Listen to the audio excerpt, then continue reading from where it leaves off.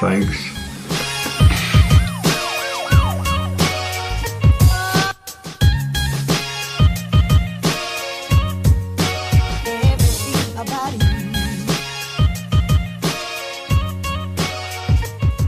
We live in a fast-paced world where it's hard to find time for ourselves, let alone our relationship.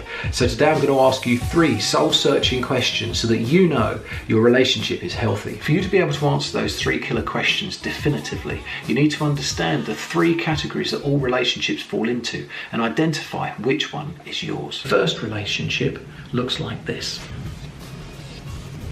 So basically, the first relationship is dependent. This is where 2 people eclipse each other. This is the couple that you see walking in the country, both wearing exactly the same cagoule. The Dalai Lama says that he thinks that the main problem in Western relationships is a sense of possession. And in this relationship, it definitely is. You have very little opportunity to be yourself outside of the relationship. Everything is done within the relationship. It's suffocating and doesn't allow people self-expression. So that's relationship number 1. That's dependent. So this is relationship number 2. This relationship is independent.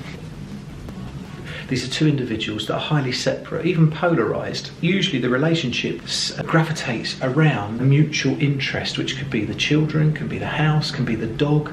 These relationships are usually open to affairs, but there's a functionality to that relationship. It would look functional on the outside. Here is the template for the healthy relationship. So this relationship is interdependent. When you come together, it's like being with your best friend. It's intimate sharing. This is the person you most want to be with, but you have opportunity and you do express yourself outside of the relationship. The relationship doesn't define you as it would do in the dependent relationship, and the relationship has some bearing with you, unlike it would do with the independent relationship. So here's the first killer question. When you wake up in the morning, just between sleep and awake, and you look over and you see your partner, are you glad that they're there? Or does your heart sink, feeling like you have to spend another day with them? That moment between sleep and awake is the most vulnerable point for a human being. It's the time to ask ourselves the most soul-searching questions. So here's killer question number 2. When you go on holiday and you're relaxing and it's just the 2 of you, and all the stress and tension of daily life has gone, how do you get on? Do you fight like cat and dog? Are you bored by each other? Or do you feel like you're there with your best friend? Here's killer question number 3, and this is the big one. How would you feel if at this moment you received a text message with irrefutable evidence that your partner was having an affair? Would you feel relief? Or would you feel devastated? So hopefully you answered that you'd be glad to be with your partner, that when you're on holiday you're with your best friend, and that you'd be devastated if you found out they were having an affair. But if those weren't your answers, then don't worry. There's things you can do. The fast pace of life may have just distracted us over time, and we've forgotten to convey our needs to our partner or to hear theirs. But it takes such great courage to make yourself vulnerable.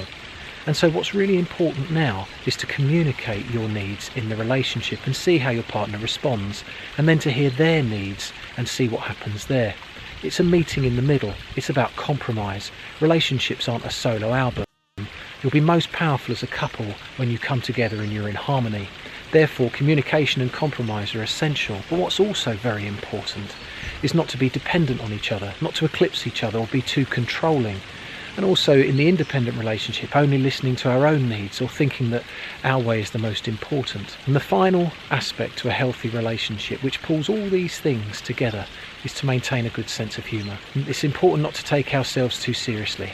And that goes for even when our wife is watching this vlog for the first time and her feedback may not be exactly what you hoped it would have been.